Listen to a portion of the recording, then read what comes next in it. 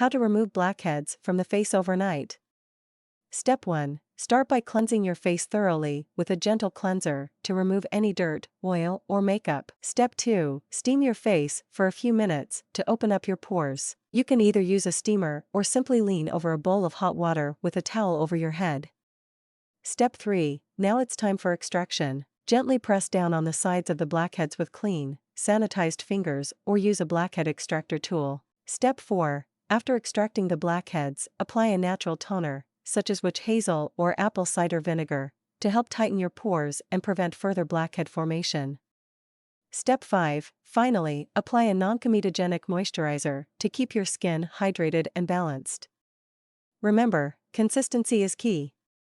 Make sure to follow this routine regularly to achieve the best results. And don't forget, prevention is better than cure.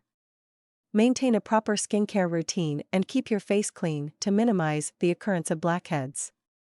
With these simple steps, you can say goodbye to blackheads and wake up to clearer, smoother skin.